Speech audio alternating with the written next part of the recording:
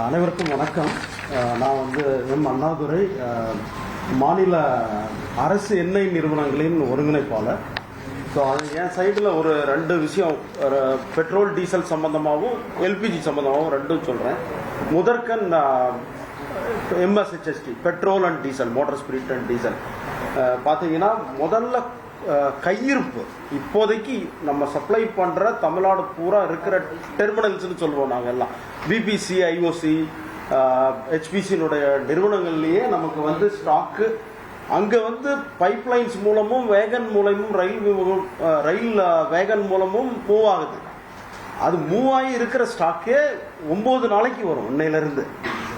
முதல்ல இது அது இல்லாமல் தொடர்ந்து பைப்லைன்லையும் வேகன்லையும் ரிசீவ் பண்ணிகிட்டே இருக்கும் எல்லா லொக்கேஷன்ஸ்லையும். அதனால நம்ம இப்போதைக்கு எந்த விதமான தடையும் இருக்காது பெட்ரோல் டீசலுக்கு. நம்ம ஒரு முந்தா நாளும் அதுக்கு நாளும் குறிப்பாக தமிழ்நாடு ஃபுல்லாக பெட்ரோல் பங்கில் சரியான கூட்டம். எல்லாருமே ஒரு நாளைக்கு எடுக்கிற குவான்டிட்டியை விட 2 மடங்கு பெட்ரோல் பிடிச்சிருக்காங்க. எங்களுக்கு அதனுடைய புள்ளி விவரங்கள் வந்த பொழுது பார்த்தா கிட்டத்தட்ட 100% 1 லிட்டர் பிடிக்கிறவங்க 2 லிட்டர் எல்லாரும் போய் ஒரு பேனிக் ஆகிட்டு போய் பிடிச்சதுனால தான் அந்த நிலைமை உருவானது. அதில் 100% பெட்ரோல் விற்பனையும் 75% டீசல் விற்பனையும் ஒரே நாளில் கூடிடுச்சு. இதுதான் நம்ம பேனிக் ஆனதுக்கு காரணமே. அதுக்கடுத்து பார்த்தீங்கன்னா நேற்று உடனே குறைஞ்சி விட்டது. 21% அண்ட் 20% தான். இன்னைக்கு காலையில் சில பெட்ரோல் பம்ப்லாம் போய் பார்க்குறப்போ அதிகமாக அவ்வளவு கூட்டமே இல்லை. ஸோ அது ஃபுல் கண்ட்ரோல் ஸ்டாக் நம்ம கிட்ட இருக்கு. ஸோ நான் சொன்ன மாதிரி 9 நாட்களும் பிறகு வந்து கொண்டும் இருக்கின்றது. அது கம்ப்ளீட் ஒன்றுமே பேனிக் ஆகவே வேண்டியதில்லை. அதுக்கு எல்லா நிறுவனங்களும் இணைந்து அரசுடன் இணைந்து செயல்பட்டு கண்டிப்பாக நிவர்த்தி நம்மளுடைய தேவைகளை பூர்த்தி செய்யப்படும்.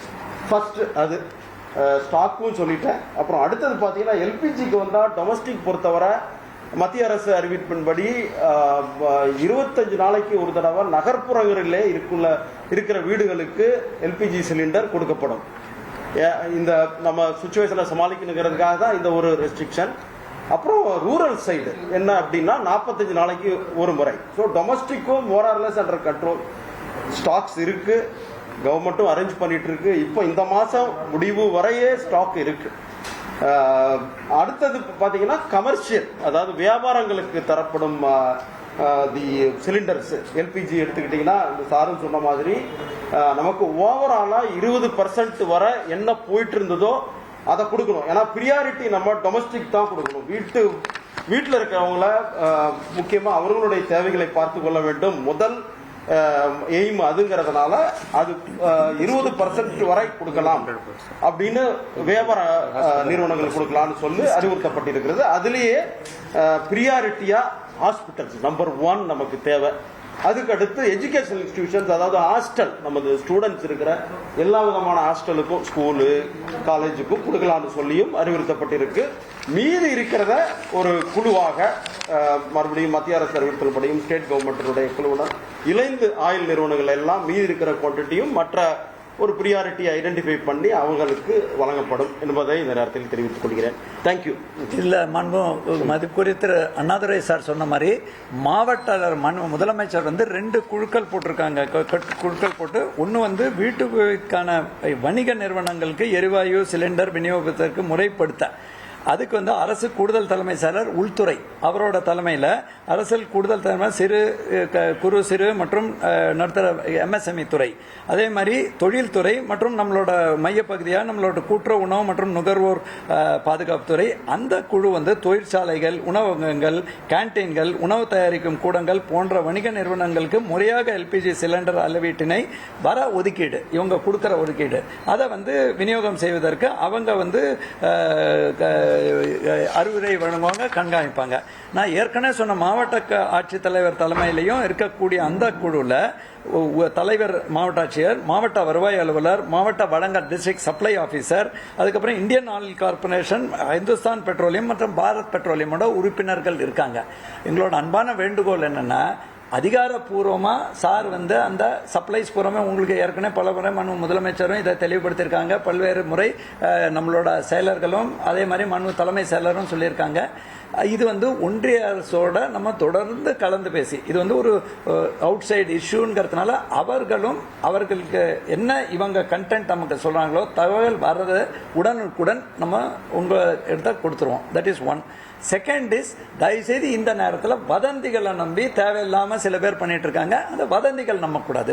இன்னொன்று, இவர்களிடத்திலும் பிளாக் மார்க்கெட்டிங் மேலே கடுமையான நடவடிக்கை எடுக்க தலைமை செயலரும் முதலமைச்சரும், இவங்க பை சான்ஸ் யாராவது பிளாக் மார்க்கெட் பண்ணுறாங்க, ஏதாவது சில மாவட்டங்களில் பண்ணுறாங்க, அவங்க மேலேயும் தேவையில்லாமல் இந்த நேரத்தில் அந்த மாதிரி தவறுகளில் ஈடுபட வேண்டாம். அதிகாரப்பூர்வ தகவல் இவங்க கிடைக்க தகவல் இவர் நேரடியாக சொல்லுவாங்க, இல்லையா எங்கள் மூலமாக நாங்கள் சொல்லுவோம். அதை தான் நம்ம நம்ப முடியும். நாங்களுமே அதுதான் நாங்க முடியும். நாங்க அப்படியே அக்ராஸ் த போர்ட் சொல்லிட முடியாது.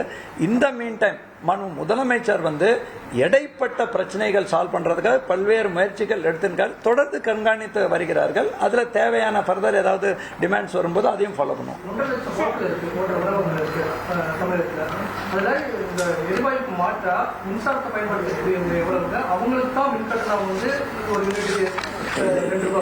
இல்லைங்க, தயவு செய்து அது முதலமைச்சரும் தலைமை செயலர் தெளிவுபடுத்த சொன்னாங்க. அதே மாதிரி முதலமைச்சர் அலுவலகத்தையும் தெளிவுபடுத்த சொன்னாங்க. நாங்க தெளிவா போடுறோங்க. அதுல வந்து எங்களோட பிரஸ் முதலமைச்சரோட பத்திரிகை பிரஸ் செய்தி இதை முடிச்ச உடனே ரிலீஸ் ஆயிடும். அதுல தெளிவா நம்ம சொல்றது என்னன்னா, உணவு மற்றும் உணவு தயாரிக்கும் அனைத்தும் கிளவுட் கிச்சனா இருக்கலாம். கிளவுட் கிச்சனா வீட்டிலேயே கூட சமாளிச்சு கிளவுட் கிச்சன் சொல்லுவோம் இல்லையா. அதே மாதிரி டீ கடைகள் தெளிவா கேட்டாங்க. டீ கடையில அவங்க ஒரு இப்ப நீங்க டிவி எல்லாம் காட்டுறீங்களா, இண்டக்ஷன் ஸ்டவ் போட்டு பண்ணா அவருக்கு டிமாண்ட் ரைஸ் ஆச்சுன்னா அவருக்கும் ₹2 சலுகை கொடுப்போம். இந்த அது வந்து நம்ம அதிகாரிகள் அது தொடர்ந்து இப்போ எங்களுக்கு பல்வேறு ட்ரேட் லைசன்ஸ் இருக்கும். அதுக்கப்புறம் எலக்ட்ரிசிட்டியில எல்லாரும் பதிவு பண்ண மாட்டாங்க. ஸோ நாங்க மொட்டையா எலக்ட்ரிசிட்டியில பதிவு பண்ணவங்களுக்கு மட்டும்னா பல பேருக்கு இப்ப சார் சொல்ற மாதிரி மிஸ் ஆகிறதுக்கான வாய்ப்பு இருக்கு. அந்த மாதிரி ஆகக்கூடாதுங்கிறது தான் தனி கவனம் செலுத்த சொல்லியிருக்காங்க முதலமைச்சர்.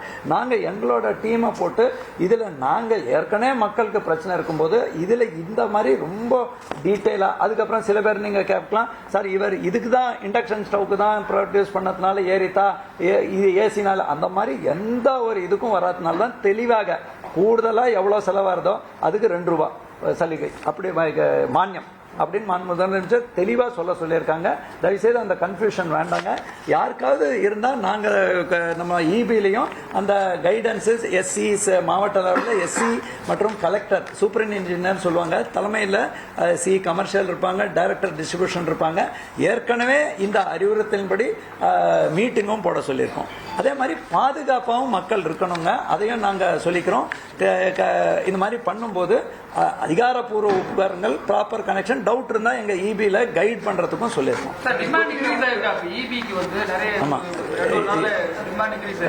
நாங்க வந்து டிமாண்ட் வந்து இப்போதைக்கு அந்த அளவுக்கு 50 மெகாவாட் தான் இன்க்ரீஸ் ஆயிருக்குங்க.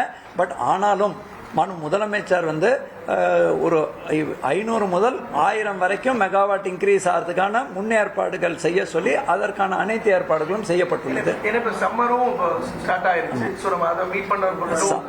ஏற்கனவே முதலமைச்சரும் தலைமைச் செயலர் இப்பதான் அதையும் ஆய்வு பண்ணாரு. அவர் தொடர்ந்து மாதந்தோறும் ஆய்வு பண்ணுவாங்க. நான் வந்து ஆல்மோஸ்ட் டெய்லி எங்களுக்கு பண்ண வேண்டிய கட்டாயத்தில் இருக்கோம். சி கிரிட்னு பார்த்துப்பாங்க.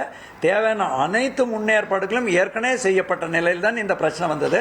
அதற்கு தேவையான கூடுதல் தேவையும் நம்ம வந்து உள்ளெடுக்கும். பட் இதுவரைக்கும் நமக்கு வந்து ஒரு 40 பர்டிகுலர்லி மின் பொறியாளர்களோட இதுல இது வைல்டா இன்க்ரீஸ் ஆகுது.